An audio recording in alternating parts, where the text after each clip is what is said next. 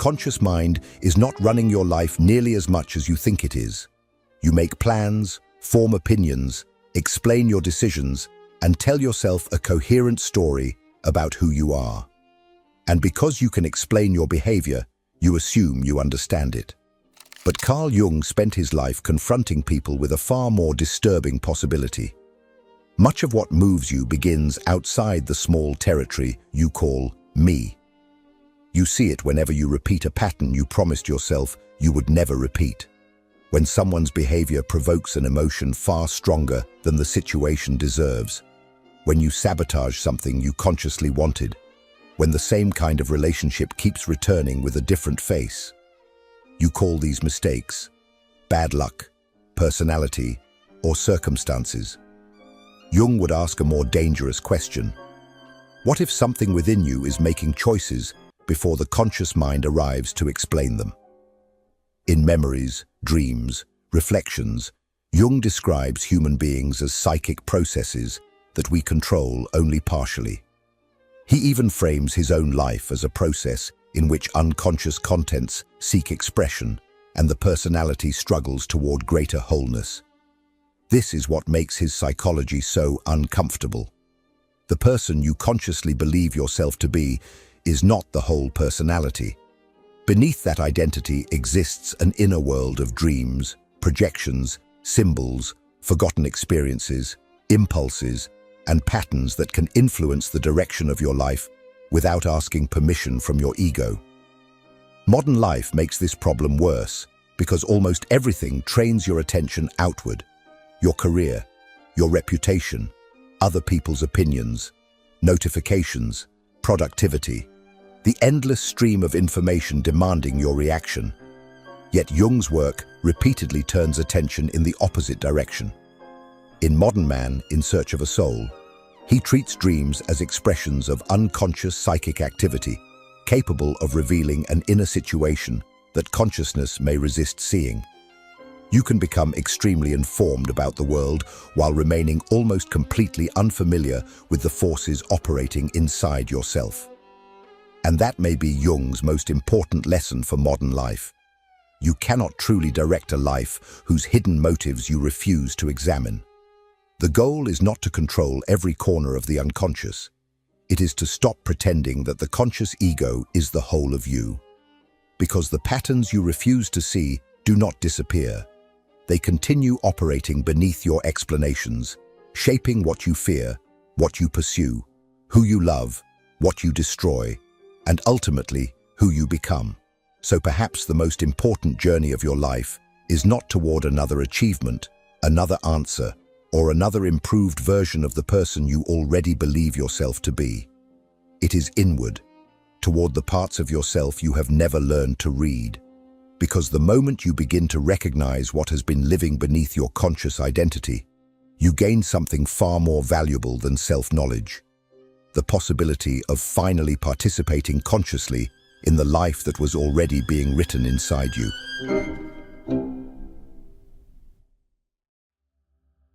In 1904, Jung sat down with word association experiments that would end up cracking his entire theory open.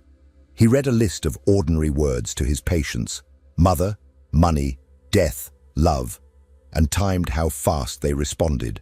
Most words got instant replies, but certain words made people hesitate, stumble, blush, go silent, or answer with something strange and unrelated. Jung called these disturbances complexes, emotionally charged clusters of memory and feeling that sit outside conscious control, waiting to be triggered. Here's the assumption worth dismantling. You believe your emotional reactions are proportional, that something happens, and you respond to the size of what happened. But a complex doesn't care about proportion. It cares about resonance. A comment your partner makes in passing, something objectively minor, lands and detonates something enormous. You didn't overreact. Something in you recognized a frequency it has heard before, and it answered on your behalf, faster than your conscious mind could intervene. This is what Jung meant when he described complexes as having a kind of autonomy, fragments of the psyche capable of behaving like separate personalities inside a single one. They form early, usually around unmet needs or unprocessed wounds, and once formed, they don't ask permission. They hijack the nervous system. They speak in your voice, using your face, while you stand a half-second behind, watching yourself do something you didn't choose. This is the part most people never examine, because it's uncomfortable to admit that you are not always the author of your own reactions. It's easier to call it a bad day, a short temper, a trigger, words that describe the symptom while protecting you from the source. But the source is findable. The next time a reaction feels larger than the moment that caused it, don't rush to explain it away. Sit inside it for 30 seconds. Ask what it reminds you of. Not logically, but physically. Where have you felt this exact charge before? Who was in the room the first time you felt it? You are not looking for a tidy answer. You're looking for the outline of the complex itself, the shape of the thing that just took the wheel. This is not self-punishment. It's reconnaissance. Every time you catch a complex mid-activation, you weaken its grip slightly, because complexes rely on being mistaken for you. The moment you see one as a visitor rather than as yourself, it loses part of its authority. But complexes don't operate alone. They're often protected by something else. A mask you've built so carefully you've forgotten it's a mask. And that mask is where we go next, because before you can understand what's happening beneath your conscious identity, you have to understand what you built on top of it, and why. If this content is making sense to you, click the subscribe button and subscribe to the channel. Thank you for your support.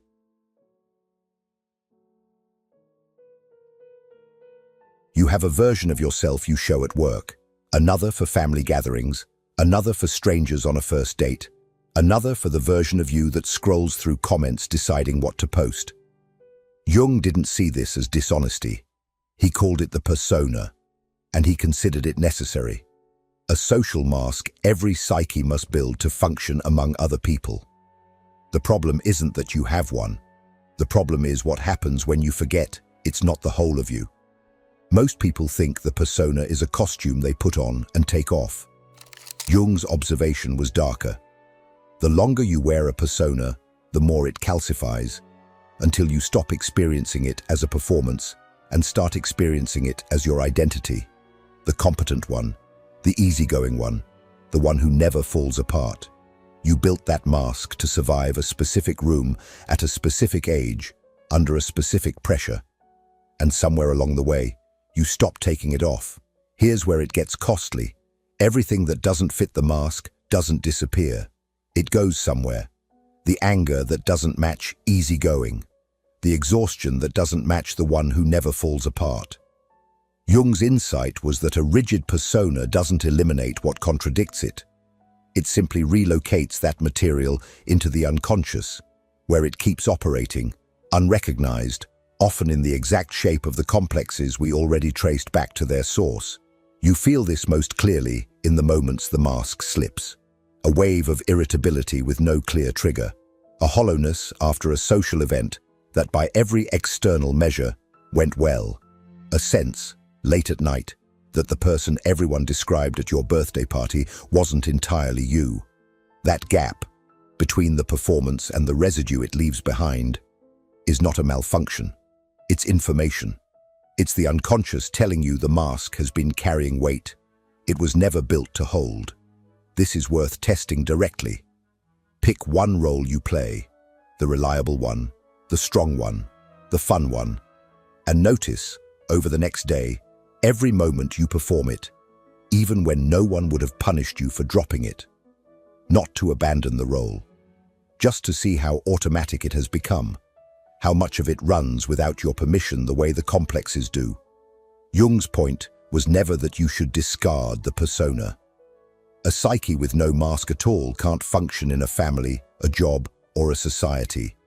His point was that the mask was supposed to be a tool you pick up, not a wall you live behind. And the more perfectly it fits, the more suspicious you should be of everything it's hiding. Because everything the mask excludes doesn't vanish. It waits. It gathers in the dark, unclaimed, growing more foreign to you the longer you refuse to look at it.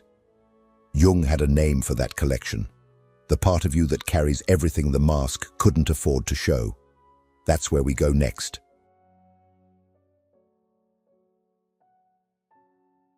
Most people think the shadow is about being a bad person deep down. Jung meant something more unsettling than that. The shadow isn't your evil twin. It's everything you decided, usually before the age of 10, was unacceptable to be, and exiled from the version of yourself you were allowed to show. Think back to the mask from a moment ago. Every trait it couldn't afford to display didn't stop existing. It went into storage. If your persona is the reliable one, your shadow is holding your right to disappoint people. If your persona is the calm one, your shadow is holding your rage. Jung wrote that the less this material is consciously faced, the blacker and denser it becomes, not because it's growing more evil, but because it's growing more unfamiliar, more foreign to the person who buried it. Here's how you actually meet your shadow, and it rarely happens the way people expect. It doesn't show up in quiet self-reflection. It shows up in projection. The colleague whose arrogance makes your blood boil. The friend whose selfishness you can't stop discussing. The stranger online whose laziness offends you personally. Jung's claim was specific and uncomfortable.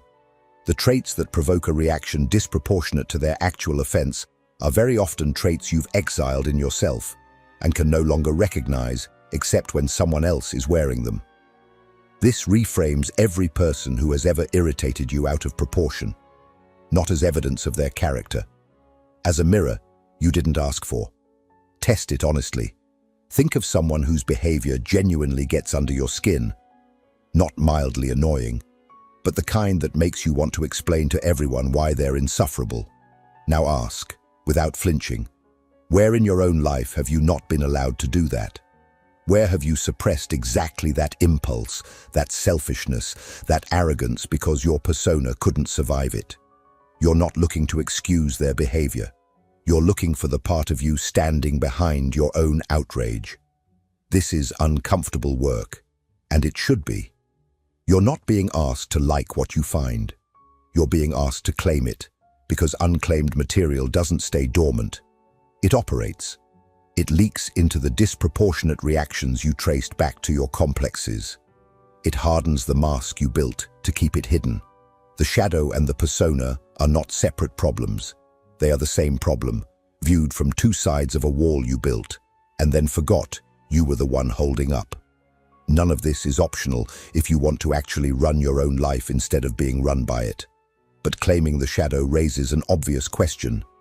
If this much of you has been operating outside your awareness, what's actually built to integrate it? Jung had an answer, and it wasn't willpower. It was something closer to conversation. That's next. If what you're hearing resonates with you, you'll find real value in my ebooks. Beyond the Shadow breaks down Jung's core ideas, while Dialogues with the Unconscious gives you a 30-day path to apply them in your life. Both are linked in the pinned comment.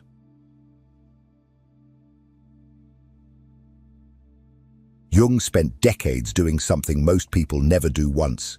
He took his dreams seriously, not as noise the brain produces while sleeping, as correspondence. In Memories, Dreams, Reflections, he described the unconscious as an active partner in psychic life, one capable of compensating, correcting, and even confronting the one-sidedness of the conscious mind. Your dreams are not random. They are the one part of your psyche that speaks without asking your ego's permission first. Most people dismiss this instantly. A dream gets explained away in 10 seconds. Stress, something you watched, your brain, cleaning house. Jung's method was the opposite of dismissal. He treated a recurring dream, a disturbing image, an inexplicable dread that visits you at 3 a.m., as a message sent by a part of the psyche that has information your conscious mind doesn't have and can't access any other way. You wouldn't ignore a letter addressed specifically to you. You do it every morning. This is where individuation actually happens, not in some dramatic breakthrough, but in this ongoing exchange between ego and unconscious. Jung didn't define individuation as becoming a better version of your current self. He defined it as becoming who you actually are, underneath the persona, including the shadow, informed by what the unconscious keeps trying to tell you. It's not self-improvement, it's self-recovery. You don't need a Jungian analyst to start. Tonight, before you fall asleep, tell yourself you intend to remember whatever comes. In the morning, before you check your phone, before the day's noise arrives, write down whatever fragment survived. An image, a feeling, a single word. Don't interpret it yet. Just catch it. Most people lose 90% of their dream life in the first 90 seconds of waking, because nothing in their day has trained them to treat it as worth catching. Do this for a week, and patterns start to surface. Recurring figures, recurring settings, a feeling that keeps returning in different disguises. That repetition is the unconscious underlining something. It's not being cryptic to torment you. It's being cryptic because it speaks in image and symbol, not in the linear language your ego prefers, and it has been trying to reach you in that language for longer than you've been listening. This isn't mysticism. Jung considered it clinical work, the disciplined attention to a part of the mind that operates by different rules than the conscious one, but is no less real for that. The relationship between ego and unconscious is not a war to be won. It's a dialogue to be entered, and like any dialogue, it requires you to actually show up and listen instead of talking over it. But listening only gets you so far if you don't know what you're ultimately listening for. Jung believed there was an organizing center to this entire process, something the ego serves rather than commands, something Jung called the self. And understanding it changes everything about what becoming who you are actually means. That's where we go next.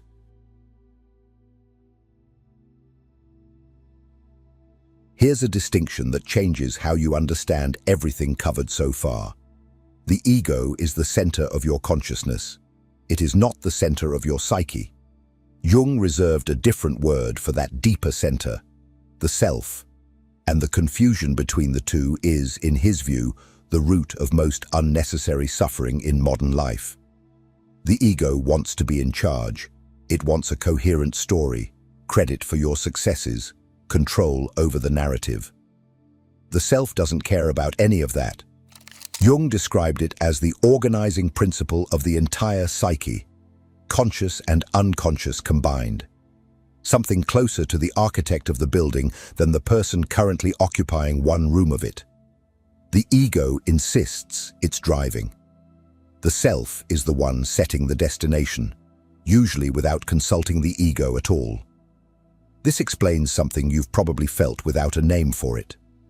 The persistent sense, even in a life that looks objectively fine, that you're supposed to be doing something else. Not a bigger job or a better relationship. Those are ego solutions to a self-level problem. Jung would call this feeling exactly what it is. The self pressing against the boundaries the ego has built, insisting on a wholeness the ego's current arrangement doesn't allow for. Jung noticed this pressure often arrives disguised as coincidence too precise to dismiss. You think of someone, and they call. You're wrestling with a decision, and the exact conversation you need happens to overhear you in a coffee shop. He called this synchronicity, meaningful coincidence that isn't causally connected, but psychologically connected, as if the self were arranging the outer world to match the inner work already underway. You don't need to believe in mysticism to notice when it happens to you. You just need to stop dismissing it as chance out of habit. None of this integrates through analysis alone. It integrates through practice. And here's where you can start today. The next time something lands with unusual weight, a coincidence, a stranger's comment, a dream image that follows you into the afternoon, resist the urge to explain it away in one sentence. Sit with it for 5 minutes and ask what it might be arranging you toward, not what it proves. You're not looking for magic. You're looking for pattern, and pattern is the self's native language. This is what individuation is actually building toward. Not a self-improvement project managed by the ego, but a slow reorganization around a center larger than the ego was ever designed to hold. The ego's job was never to run the whole show. It was to be a good servant to something wiser than itself. And most people spend their entire lives with the hierarchy reversed. Which brings us to the only question that actually matters after everything you've just read. Not what you know about your unconscious now, but what you're willing to do with the fact that it's been running things all along.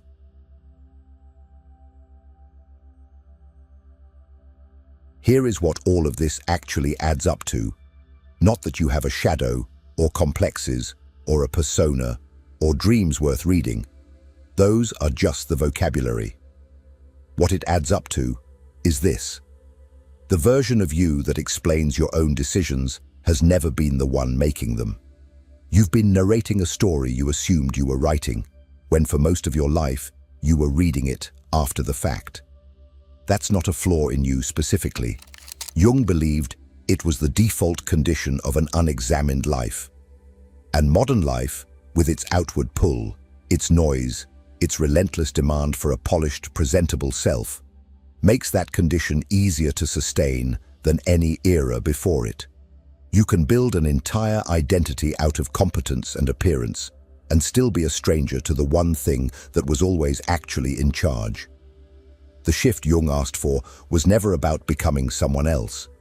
It was about stopping the outsourcing of your reactions to complexes you never named, of your acceptable self to a mask you forgot you were wearing, of your unwanted parts to people who happened to remind you of them, of your own direction to an ego that was never built to hold it alone. Individuation isn't a rival. It's the discipline of turning around and looking at what's actually been steering again and again for the rest of your life. That's the confrontation underneath everything Jung wrote. You don't get to keep calling it fate once you've seen the mechanism. And you have now seen the mechanism. If this landed, type, "I see what's been driving me," in the comments. If this video resonated with you, click the one on your screen. It'll be worth it.